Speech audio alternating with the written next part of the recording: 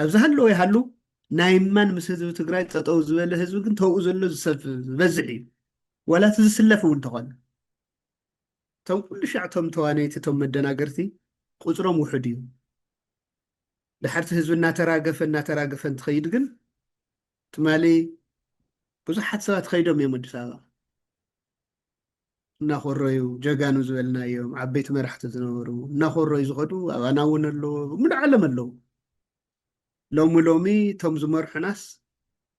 نعنا نسمع له جزيون خوينو حزب نعم كنسمع انت هانت انا زنغرنا سواتس لو زبل تقلبيتوس نعنا خسوم عزوع له خناتاتونا سلازي بزح جزي تقراي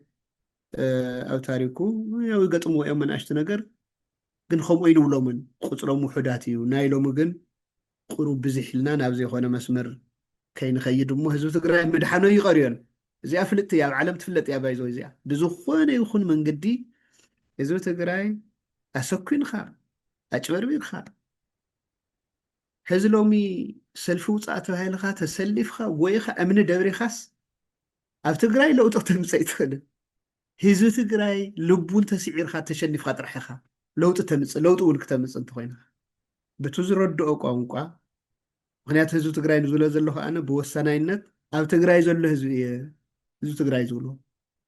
ማንዩ ኣካል ህዝቢ ትግራይ ኢና ደጀን ኮይና እውን ሰሪሕና ኢና ተኣምር ሰሪሕኩም ተባሂልና ኢና ዳያስፖራ እንግዲህ ይገርመካ ታሪክ ዝሰርሕናዮ ዋጋ ዝተውሃቦ ቲዲኤፍ ኣብ ዓዲ ብዘምፅኦ ውፅኢታት 8 ወርሒ ተዓፂኹም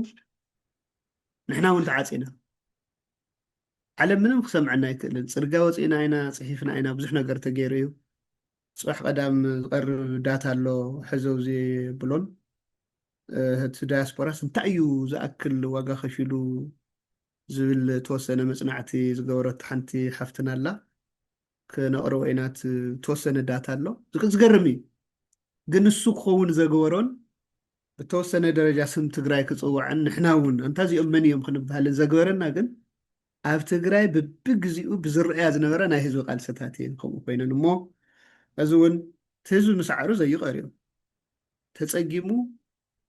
እንደውም ሎሚ ብቅልል ዝበለ ዋጋ ማለት ንሕና ኣብ ፖለቲካ ነውግዕ ሰባት ዝርደአና ነገር ኣሎ ሎሚ ዓመ ይኮነን ሓርፋፈሎ እዩ ፀገማት ኣጋጢሙና እዩ ናይ ውሽጥና ስለ ዝኾነ እዩ እቲ ዘሎ ወነን ውነን ኣዋዲድካ ህዝብና ኣብ ሃለዋ ሓደጋ ኣሎ ካብዚኣ ክወፅእ እዩ እታ ግዜ ክትሓልፍ እያ ንባዕልና እውን ምእንታን ክንቀስን ብዙሕ ሽግር ክህልወካ ክእል እዩ ብዙሕ ቅሬታ ክህልወካ ክእል እዩ ግን እሱ ግዜ ኣለዎ ንኩሉ ግዜ ኣለዎ ኣብቲ ዘሎ ኩሉ ስርዓት እኳስ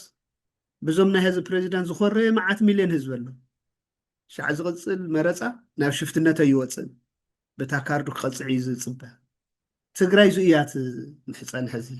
ህዝቢ ትግራይ ዙ እዩ ዝደሊ እሞ ኣብዚ ዘለና እውን ከምቲ ዝበልካዮ ናይ ምድሓን ጥራሕቲ ኣይኮነስ ተወዲብና ናይ ምኻድ ጉዕዞ ጀሚርና ኣለና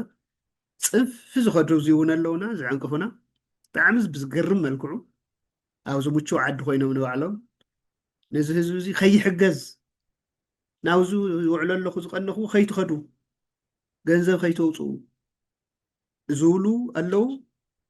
ኣብዚ ዘሎ ህዝቢ እውን ከም ህዝቢ ትግራይ ዝሓስብ ስለ ዝኾነ ንመን ከም ዝሰምዕ ይፈልጥ እዩ ህዝቢ ትግራይ ክስማዕ እዩ ህዝቢ ትግራይ ሓያል እዩ